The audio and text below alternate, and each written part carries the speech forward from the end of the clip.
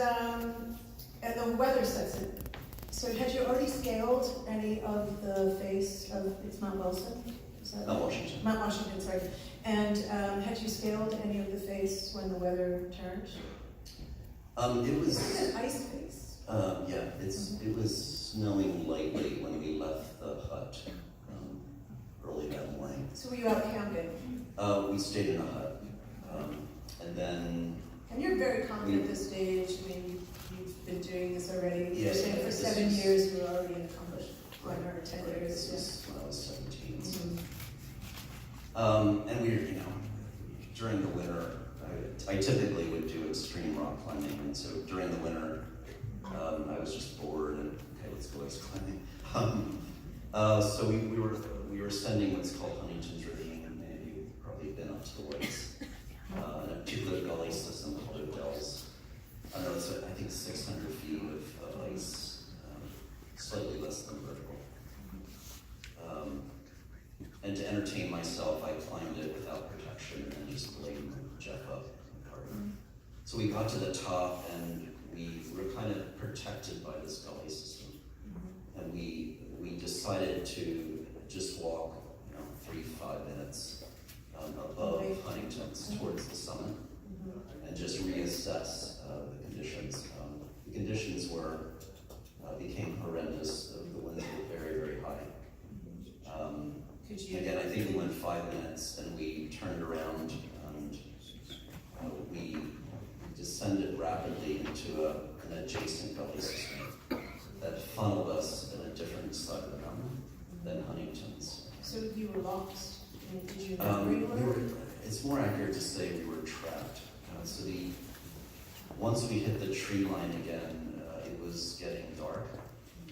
The average depth of snow was to the waist, sometimes it was to the chest. The tree limbs came to the edge of the surface of the snow. So to make progress away from a river, you'd actually have to tunnel through the snow. So we had to follow the banks of this river, and of course occasionally we fell on the ice.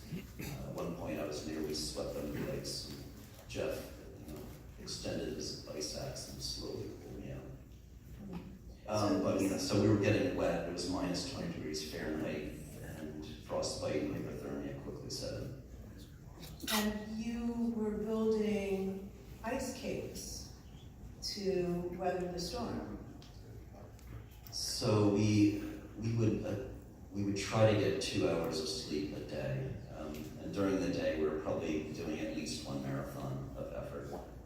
And we slept during the night we found very large house-sized granite boulders, and we would dig the snow out from the edge of the granite where the boulder meets the snow, and create a cave where the ceiling of the cave was the rock and the floor was the snow. It's already pretty industrious under those conditions. And then we took 17-year-old kids. We took tree limbs and whatnot and created a bed to take our bodies off the snow. And you stayed warm together. I think I heard you say. Yeah, it's critical when you're in such conditions to be with another human being. You would not have survived without each other. Right, and the phenomenon is you're with someone else and you hug each other, and you increase the power supply, the heat source by 2, but the surface area doesn't go up by a factor of 2. So it's a very effective way to keep your organs functional, but your limbs, of course. Now, how many days? It was nearly 4. And I think he said you weren't aware that it was 4 days. Right, hypothermia, one does not think clearly. Even though I saw sunlight nighttime, if you would have asked me how much time progressed, I would say, less than a day. Which is kind of merciful, actually. And you get within a few miles of a road, right? And then you can't walk anymore. Your limbs are severely frostbitten, you're frozen. Yes, so when you're frozen from the knee down, there's no sensory information going to the brain regarding balance and whatnot. So your only indication that you're falling are your eyes, I guess your vestibular, and they're too slow. So you just fall over. The strangest feeling in the world. So now you're in what you think is the final of your ice case. And at this point, are you thinking, well, that's it? We're not going to make that a year? Or are you just kind of delirious? No, we were thinking this was it. It's very interesting. There wasn't. We did not feel sad for ourselves, but we imagined our loved ones feeling sad, and that made us sad. If that makes sense.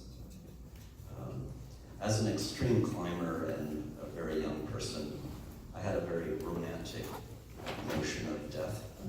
You know, at early teenage, I was free soloing rock faces that are thousands of feet high in just a few hours. So I had this fantasy about death, and when I was there, I was like, okay, this is it. Here we go. So I think I read that you decided to stop hugging each other. Yeah, we were in a fair bit of pain. Figuring. So we just said, let's not hug each other, let's accelerate the death process. And then there's this very serious search, but somebody stumbles right on your footprints in the snow. It wasn't part of the actual organized search. There was a snowshoer out there. Yeah, Count Bradshaw was just out snowshoeing just for fun. And stumbles on your footprints and Yeah, she follows had them. heard about the rescue happening way over in Huntington's and came across what appeared to be human tracks and said, follow them, and those tracks led to our cave.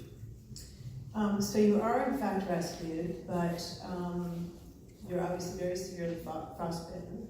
And you sent me this picture, actually, which I have, which is you in the hospital. Look at that beautiful boy, 17-year-old kid.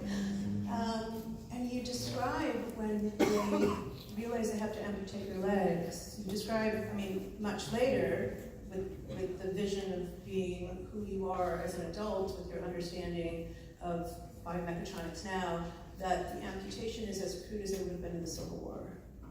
And why do you say that? What could be different now? What would we think differently about the musculature when you remove a limb? If you had the foresight that there was this possibility of attaching a prosthesis.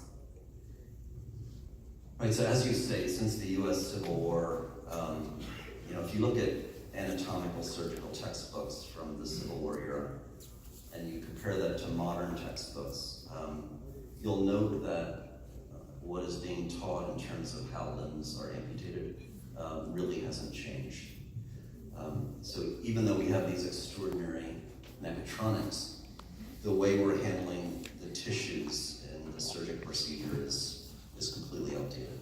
So recently my lab asked the question, what could let's apply creativity to manipulation of tissues and create a tissue environment that's friendly to electrical and neural interfacing as well as mechanical interfacing. So you've said about yourself, to some extent you are bionic, but you said I'm not a cyborg yet.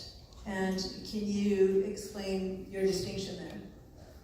Yeah, so bionic, the word bionic and the word cyborg are not well defined, but I have my own definition. They sound so good. I will impose them on you now. So bionic is,